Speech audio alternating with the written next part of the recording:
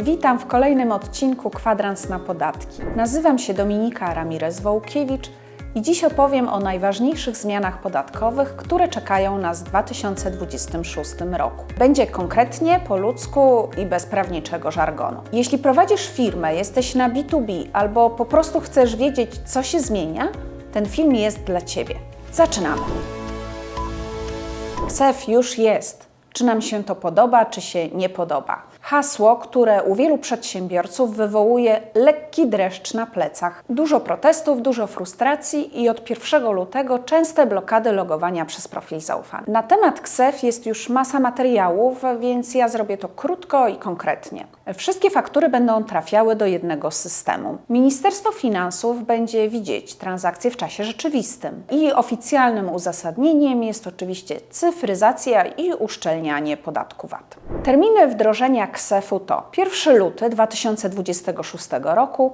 Duże firmy mają obowiązek uczestniczenia w systemie KSEF, czyli takie firmy, których obrót w roku 2024 przekroczył 200 milionów. 1 kwietnia pozostali podatnicy VAT-u, a 1 stycznia 2027 roku mikroprzedsiębiorcy do 10 tysięcy złotych miesięcznie. Ale uwaga, nawet jeśli nie jesteś dużą firmą, to i tak KSEF dotknie Ciebie już od 1 lutego, bo faktury zakupowe od dużych podmiotów powinny już być w KSEF. Przykład.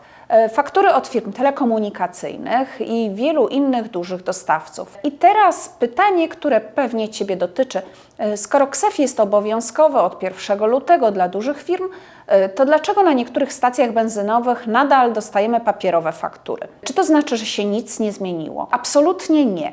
To są przepisy przejściowe, które do końca roku dopuszczają tradycyjne faktury z kas fiskalnych. W praktyce klient biznesowy nadal może dostać papier. Na przykład Orlen zapowiedział, że co najmniej do 31 marca 2026 roku będzie dokumentować sprzedaż paliw na stacjach przez kasy fiskalne z wyłączeniem sprzedaży flotowej. Sprzedaż flotowa ma już iść fakturami ustrukturyzowanymi w KSEF. A co z małymi firmami? Na ten moment największy problem jest jeden. Dostęp przez profil zaufany może nie działać. I to jest o tyle istotne, że to na razie jedyny bezpłatny model dostępu do KSEF-u. A dobra wiadomość, do końca 2026 roku nie będą stosowane kary za wystawianie faktur poza KSEF-em. Zła wiadomość natomiast jest taka, że taki chaos może prowadzić do konfliktów między firmami, na przykład czy faktura istnieje, czy nie istnieje, czy została prawidłowo wystawiona, czy można ją rozliczyć. I to są realne problemy, które będą się pojawiały w praktyce. Rewolucja w uprawnieniach Państwowej Inspekcji Pracy. To jest temat, który tak naprawdę spędzał sen z powiek tysiącom przedsiębiorców, szczególnie tym, którzy współpracują na B2B czy umowach zlecenia i w ogóle w takim modelu kontraktowym. Pierwotny pomysł był naprawdę niebezpieczny, ponieważ inspektor Państwowej Inspekcji Pracy mógłby jedną decyzją zamienić umowę cywilnoprawną na umowę o pracę i to nawet kilka lat wstecz. A firma, z którą współpracowałeś na przykład przez 5 lat, nagle musiałaby zapłacić zaległe zaliczki na podatek dochodowy, zaległe składki ZUS-owskie, plus odsetki, ryzyko sporów itd. Więc w praktyce wiele firm mogłoby tego po prostu nie udźwignąć finansowo. Po sporach w rządzie premier ogłosił, że taki projekt nie będzie procedowany dalej. Ale zamiast tego mamy obecnie nowy projekt z 30 stycznia 2026 roku i on też jest bardzo ważny. I co zakłada ten nowy projekt? Inspektor Państwowej Inspekcji Pracy będzie mógł wydać polecenie usunięcia naruszeń w ramach zlecenia lub umowy B2B. Inspektor będzie mógł stwierdzić, że B2B to etat, ale tylko od dnia decyzji, a nie wstecz. Decyzja nie będzie też natychmiast wykonalna, dopiero po terminie odwołania albo po wyroku sądu. Jeśli Państwowa Inspekcja Pracy chce ocenić przeszłość, to będzie musiała pójść do sądu, tak jak dzisiaj. A przedsiębiorca będzie mógł wystąpić o interpretację wiążącą do Państwowej Inspekcji Pracy. Ale dlaczego moim zdaniem jest to nadal ryzykowne? Państwowa Inspekcja Pracy nadal może wydawać decyzje o ukrytym etacie ze wszystkimi tego konsekwencjami, czyli za koniecznością zapłaty zaległych podatków, pobrania tych zaległych zaliczek oraz składek ZUS-owskich. Koszt etatu może być też wyższy niż Twoja marża jako przedsiębiorcy. Do tego kontrole mogą być częstsze i bardziej ukierunkowane. No i nie oszukujmy się, Państwowa Inspekcja Pracy będzie miała większą motywację, żeby kontrolować branżę, gdzie B2B jest po prostu standardem. Pojawiły się pierwsze zapowiedzi o takich kontrolach i o branżach i jedną z pierwszych wytypowanych branż jest branża budowlana. Co możesz zrobić już teraz, żeby zmniejszyć ryzyko? No więc teraz uwaga, to jest najważniejsza część praktyczna, jak się można przygotować do takich kontroli Państwowej Inspekcji Pracy. Przede wszystkim trzeba przejrzeć umowę B2B, zleceń i o dzieło. Powinieneś sprawdzić, czy są narzucone godziny pracy w umowie, czy jest narzucone miejsce pracy, kto podejmuje decyzje i jak to jest raportowane. Czy kontraktor na B2B powinien raportować tak jak zwykły pracownik? Czy jest grafik, lista obecności, dyżury? Jeżeli masz twarde podporządkowanie, no to inspektor może to uznać za etat. Należy wprowadzić realne elementy samodzielności przedsiębiorcy. Państwowa Inspekcja Pracy patrzy na możliwość odmowy zlecenia, możliwość pracy dla innych klientów, samodzielne ustalanie godzin, brak codziennych raportów jak na etacie, wynagrodzenie za efekt, a nie za czas. I uwaga, to musi działać w praktyce, a nie tylko ładnie wyglądać w umowie. Zrób audyt procesów wewnętrznych, czyli sprawdź, jak wygląda komunikacja, kto wydaje polecenia, czy kontraktorzy nie są traktowani jak pracownicy, czy nie obejmują ich regulaminy wewnętrzne, bo inspektor patrzy na życie, a nie na papier. Przygotuj dokumentację na kontrolę.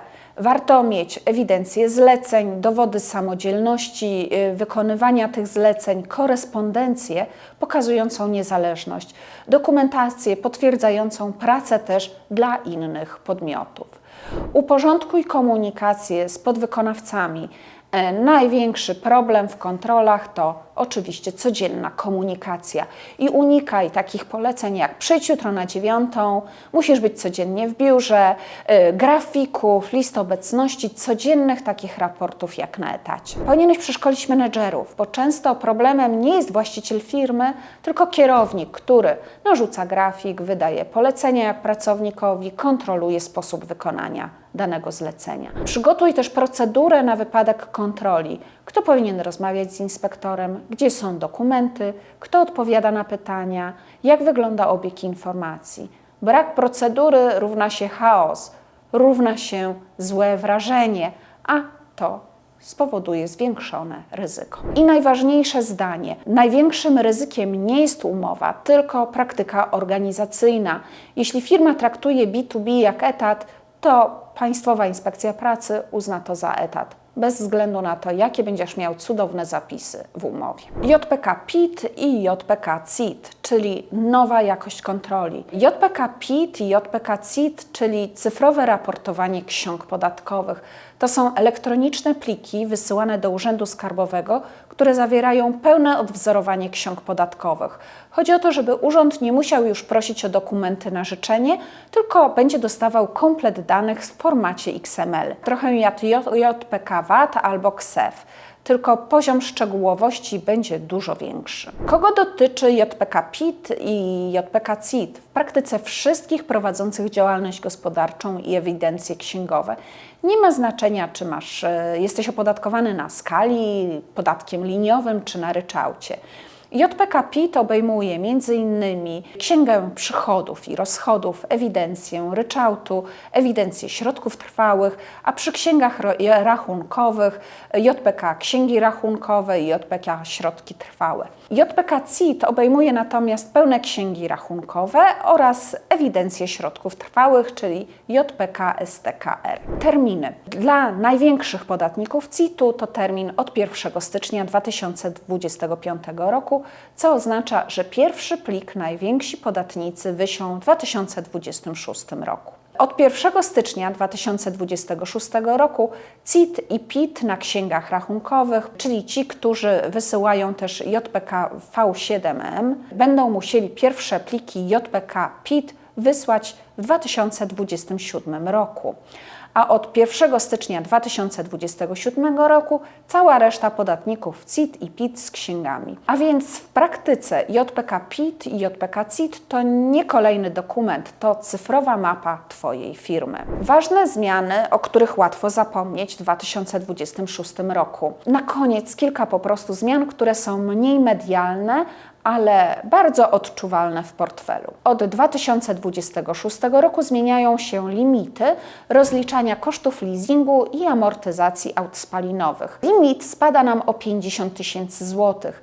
Dotychczas było 150 tysięcy złotych, a od 2026 będzie to 100 tysięcy złotych. Dotychczasowe limity można stosować tylko wtedy, gdy auto zostało wprowadzone do ewidencji środków trwałych do końca 2025 roku, ale nie dotyczy to leasingu, czyli jeżeli masz samochód w leasingu operacyjnym i rozliczasz raty leasingowe, zaliczasz je do kosztów podatkowych, to nie będziesz mógł ich tak jak teraz wrzucać w koszty podatkowe, tylko Twój limit 150 tysięcy złotych ulega obniżeniu do 100 tysięcy złotych. Następny temat to składki ZUS i zdrowotne. One oczywiście idą w górę, tak jak w każdym roku i to jest kolejna ulubiona informacja. Składki rosną przez prognozowane przeciętne wynagrodzenie w budżecie na 2026 rok. ZUS liczy się od 60% tej kwoty. Szacunkowo duży ZUS wzrośnie o około 153 zł miesięcznie, a mały ZUS o około 13 zł miesięcznie. A składka zdrowotna dla przedsiębiorców na skali i na liniowym wzrośnie o ponad 117 zł miesięcznie, czyli już za luty zamiast 315 zł trzeba będzie minimalnie zapłacić 432 zł. A dlaczego? Bo od 2026 roku podstawą ma być 100% minimalnego wynagrodzenia, a w 2025 roku było to 75%. Dla ryczałtu też będą wzrosty, czyli jeżeli masz przychód do 60 tysięcy złotych rocznie, to Twoja składka na ubezpieczenie zdrowotne wzrośnie o około 37 zł, czyli do kwoty 498 zł 35 zł miesięcznie. Jeżeli osiągasz przychody roczne między kwotą 60 a 300 tysięcy złotych rocznie, to Twoja składka wzrośnie o około 61 zł miesięcznie, czyli to będzie kwota 830 zł 58 groszy miesięcznie. Jeżeli Twoje przychody wynoszą powyżej 300 tysięcy złotych rocznie, to Twoja składka miesięczna wzrośnie o około 110 zł do kwoty 1495 zł 4 grosze. Następny temat, fundacje rodzinne, czyli co się wydarzy w 2026 roku. W 2026 roku mijają 3 lata od wprowadzenia fundacji rodzinnych w Polsce. Po tym czasie ma być prowadzony audyt ich działania i mogą pojawić się nowe pomysły zmian.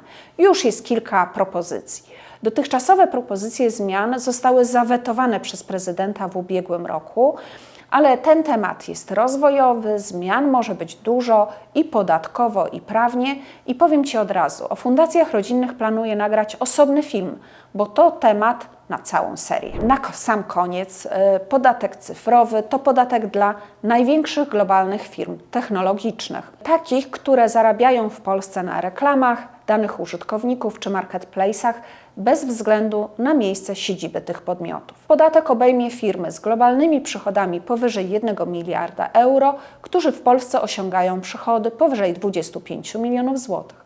Opodatkowane mają być reklamy, sprzedaż danych i platformy pośredniczące. Stawka to będzie 3% od przychodu. Podatek ten będzie mógł być pomniejszony o kwotę podatku CIT, czyli podatku dochodowego od osób prawnych. Podatek jest na razie na etapie konsultacji, a czy to ma sens?